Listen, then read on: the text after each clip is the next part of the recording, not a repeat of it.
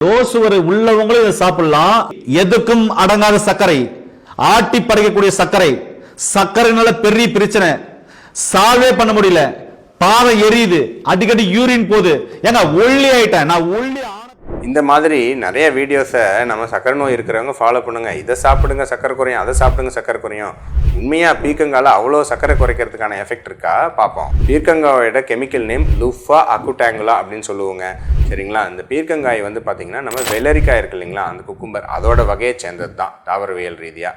So இதுக்கெல்லாம் வந்து உங்களுக்கு சர்க்கரை குறைக்கக்கூடிய காம்பவுண்ட்ஸ் ஏதாவது இருக்கான்னா இதில் விசேஷமான பொருட்கள் அல்லது கெமிக்கல்ஸ் அப்படின்னு எது கிடையாது. பொதுவாக காய்கறிகள் இருக்கக்கூடிய ஃப்ளேவனாட்ஸ், சப்போனின் அந்த மாதிரியான ஆன்டி ஆக்சிடென்ட் ஏற்படுத்தக்கூடிய உங்களுக்கு தன்மைகள் உள்ள பொருட்கள் இருக்குது. ஸோ பொதுவாக அதோட கெமிக்கல் காம்போசிஷன் பார்க்குற வகையில் ஏதாவது ஆராய்ச்சிகள் இருக்கா இந்த மாதிரி உங்களுக்கு பீர்க்கங்காய் சர்க்கரை குறைக்குதா அப்படின்னு வந்து பார்க்கும்போது, எலிகளில் உங்களுக்கு வந்து பார்த்திங்கன்னா டயபெட்டிஸ் உண்டு பண்ண எலிகளில் இதெல்லாம் ஆராய்ச்சி பண்ணி பார்த்துருக்காங்க.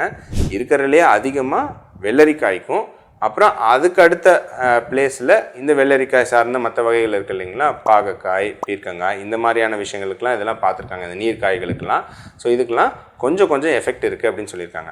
ஆனால் இந்த எலியில பண்ண ஒரு ஸ்டடி தவிர வேற ஒன்றும் பெரிதாக மனிதர்களுக்கு ஸ்டடி பண்ணி பார்க்கல. நிறைய டைம் நம்ம டாக்டர்ஸ்னா ஸ்டடி பண்ணுங்கன்னு சொல்கிறோம். நான் என்ன சொல்கிறேன், இதெல்லாம் நீங்களே ஸ்டடி பண்ணி பார்த்துடலாங்க.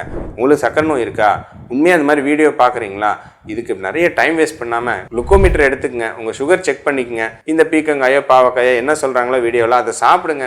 2 மணி நேரம் கழித்து சுகர் செக் பண்ணி பாருங்கள். ஸ்டடி எதுக்கு, சக்கரை குறையுதா இல்லையான்னு உங்களுக்கே தெரிஞ்சிட போகுது. குறைஞ்சா அதை ஃபாலோ பண்ணுங்க, ஓகே, எங்களுக்கு தெரியப்படுத்துங்க. குறையலைன்னா அதை விட்டுட்டு உண்மையாக மாவுச்சத்து குறைக்கிறது அல்லது தேவைப்பட்டால் மருத்துவங்கள் எடுத்துக்கிறது. ஸோ இதுக்கான உண்மையான அதை குறைக்கிறதுக்கான வழியை பாருங்கள். சிம்பிளாக இதெல்லாம் பண்ணுறதை விட மாவுச்சத்து குறைக்கிறது சூப்பராக சர்க்கரை அளவுகளை குறைக்கும். அதனால் அடுத்த வாட்டி இந்த மாதிரி வீடியோஸ் பார்க்குறப்ப உண்மையாக குறையுதா இல்லையான்னு நீங்களே செக் பண்ணி பார்த்துட்டு சரியான முடிவை எடுங்க.